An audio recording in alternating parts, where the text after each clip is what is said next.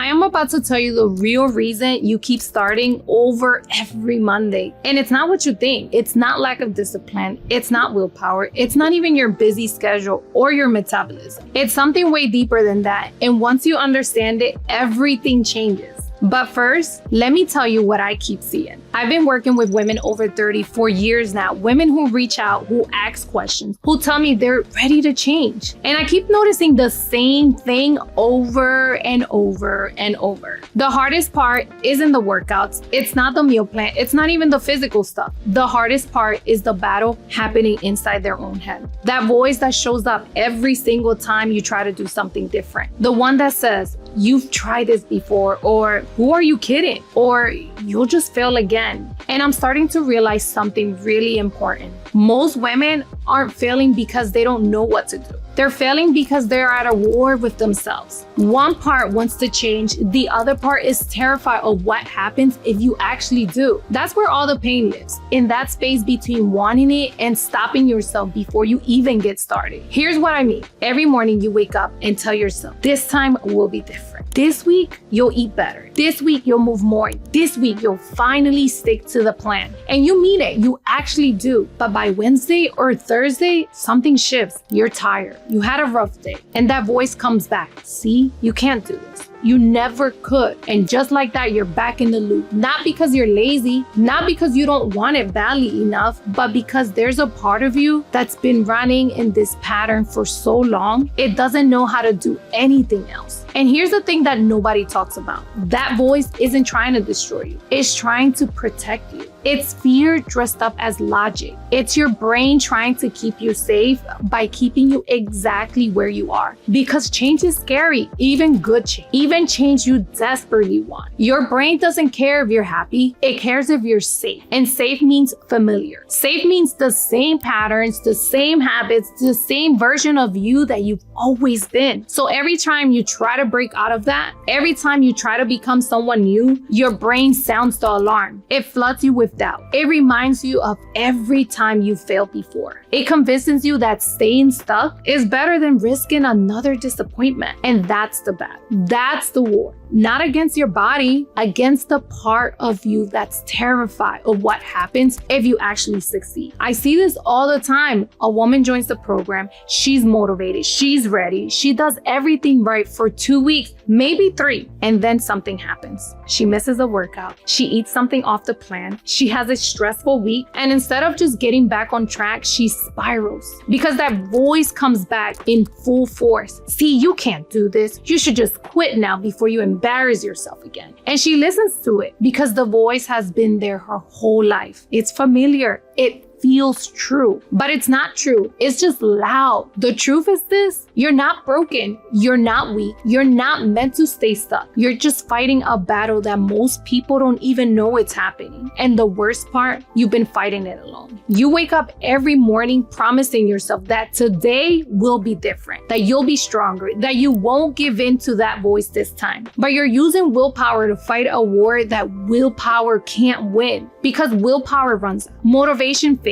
And when they do, you're left with nothing but that voice again telling you that you were stupid to try. So you stay stuck, not because you want to, but because staying stuck feels safer than risking another failure. And I get it, I really do. Because I know what it's like to wake up every morning promising yourself that this week will be different, that you'll eat better, that you'll move more, feel better, and by Friday you're back in the same loop. I know what it's like to feel like you're your own worst enemy. But here's what I've learned, both for myself and for the hundreds of women I've worked with. That inner voice was never meant to destroy you. It's just fear pretending to protect you. And you don't have to listen to it anymore, because here's the thing about that voice. It gets quieter when you stop feeding it. It loses power when you stop letting it run the show. But you can't think your way out of it. You can't wait until you'll feel ready or confident or strong enough to start. You have to act in spite of it. You have to move forward while it's still screaming at you to stay put. That's the only way through. Not by winning the argument with yourself, but by making the decision anyway and proving to that voice that it was wrong. And every time you do that, every time you act in spite of that fear, the voice gets a little quieter. The battles get a little easier. But you have to start.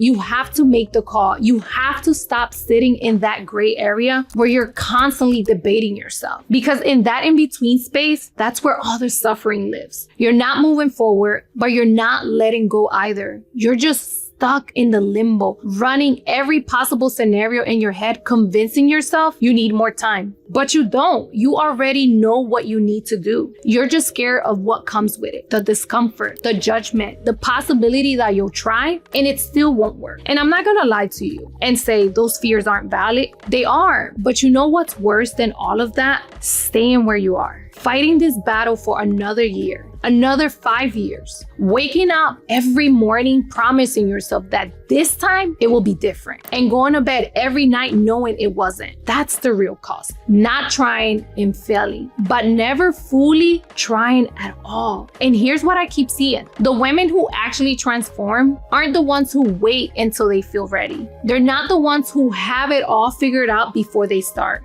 They're the ones who make the decision and commit to it even when that voice is screaming at them to stop. They show up to the workouts even when they don't feel like it. They follow the meal plan even when it's hard. They track their progress even when the scale isn't moving fast enough. Not because they're more disciplined, not because they're stronger or better, but because they decided to stop being their own enemy and finally fight for themselves, not against themselves. And every time they do that, every time they act in spite of the fear, that voice gets quieter. The battle gets easier. Until one day they wake up and realize they're not at war with themselves anymore. They're just living, moving, becoming. And that's when everything changes.